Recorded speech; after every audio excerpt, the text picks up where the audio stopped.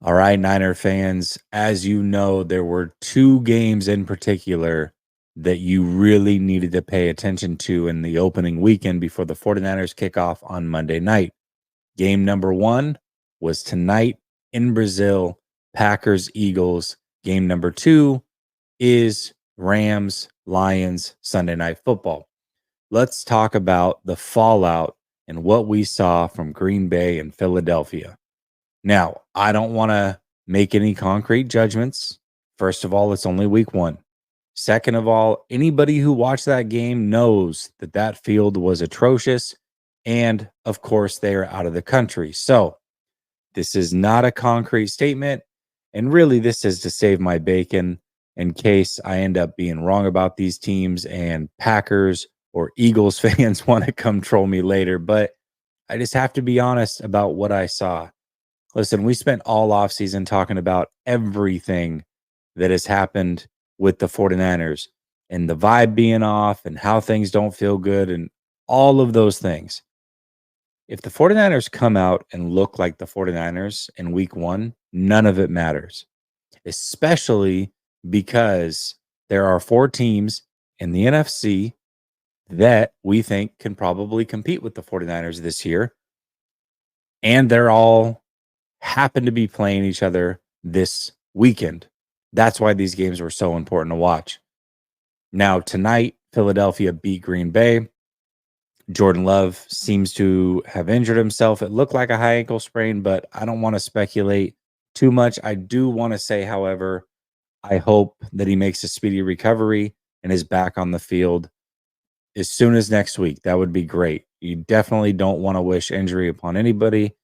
And he is a young, budding superstar potentially in this league.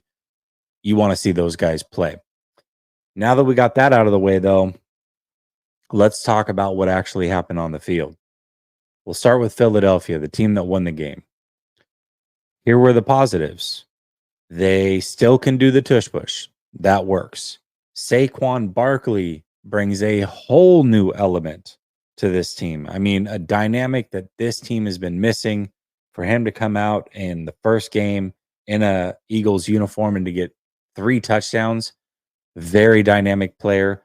What he's doing to that offense or can do to that offense, very similar to what CMC did to the 49ers in transforming our offense.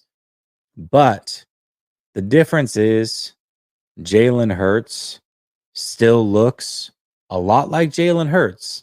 Now, that can be good or that can be bad depending on how you want to look at it. While you are here, make sure you support the sponsor, Underdog Fantasy. Link is in the description, promo code LSS. Right now, they have some amazing promos going. If you use my code, you'll get a 50% deposit match up to $1,000 plus your one free pick. And week one has crazy promos, including vulture protection. That's right. If you pick a running back, a starting running back to get a touchdown and they get vultured, we've seen this before. Backup running back comes in at the goal line. They steal the touchdown. Not great for fantasy football, but for Underdog, it is great because you will not lose in that scenario. That's right. Underdog has your back. So showing love to the sponsor is showing love to the channel. Check out Underdog. Thank you, Underdog, for being a great sponsor. Let's get back to the video. Jalen Hurts a couple years ago was an MVP candidate. I mean, possibly outplayed Mahomes in the Super Bowl, at least statistically. Maybe not as far as timely play, but statistically, he had a really good game. Then last year, he regressed. We know that there was a lot of coaching turmoil. We know that he was injured, all those things. But Jalen Hurts is still a very, very flawed player. And even with all the weapons on the field, still a good offensive line. If you make him pass, he can sit in the pocket and panic from time to time. And you saw that tonight. You saw multiple interceptions. Both of them were awful, awful looking interceptions. That's what Jalen Hurts seems to be, right? We're in, what is it, year 4 of Jalen Hurts, year 5? I can't remember.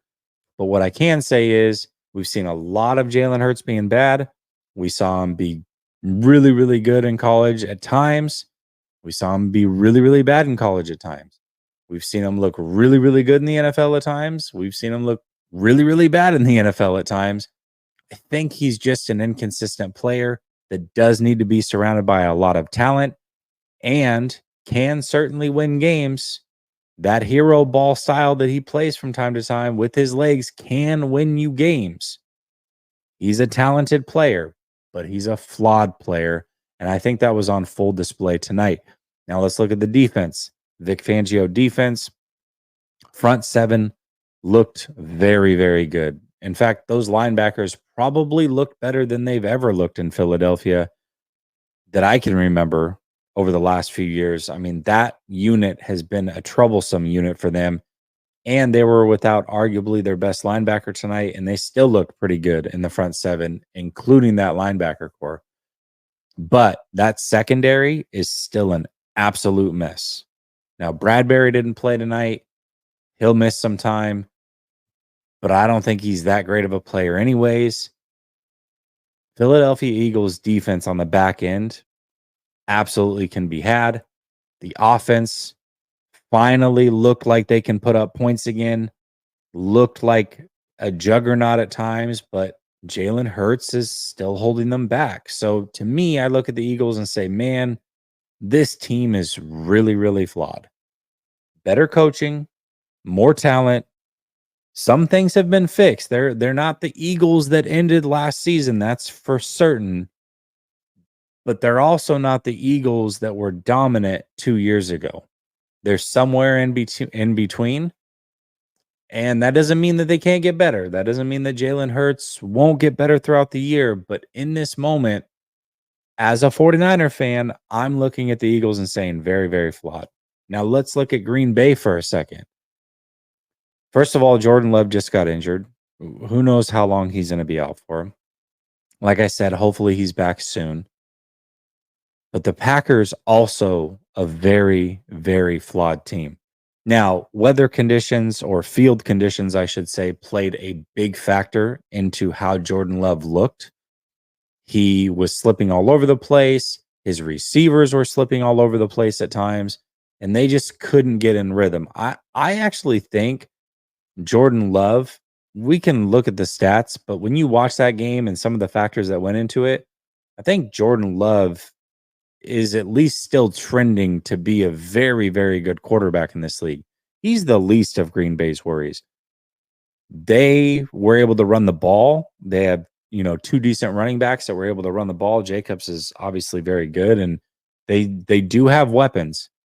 But the offensive line, reworked offensive line, definitely some flaws there. And a defense that fired their defensive coordinator and brought in a college coach to coach this defense. He may be running some of the systems that they like, the coverages that they like or prefer, or LaFleur prefers. That's a mouthful. Pause. But that doesn't mean that things are going to be great. This defense looked awful at times. Now, they were able to get some turnovers, right? Some big turnovers, timely turnovers. But the Eagles really didn't have any problems moving the football at all. And you knew where the ball was going, and they still couldn't get it figured out. There is some talent on that defense. And again, this is week 1, overseas game. I don't want to make concrete judgments, but what I will say is, in this moment, Green Bay also looks very, very flawed. Now, I want to pump the brakes a little bit because we haven't seen the 49ers yet. All right. We don't know what it looks like with the 49ers. But presumably, bringing back all that talent, obviously it was a rocky offseason at times. But we know that this team can be dominant. We know that this team, not just for 1 year in a one-off, but for multiple years, has shown they can be a dominant force. So there's no reason to think, at least in this moment, that they can't still do that. Now, we haven't seen the Rams and we haven't seen Detroit. We'll see if Detroit is still that team, and we'll see if the Rams are as good as some people are predicting that they will be. But one game in, if those two teams were supposed to compete with the 49ers, I got to say, not that worried. Not that worried in this moment. Very, very early. Lots can change between now and then. 49ers still need to play their game.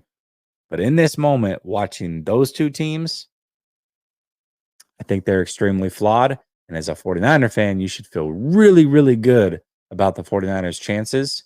We'll see how Monday turns out. Talk soon. Peace.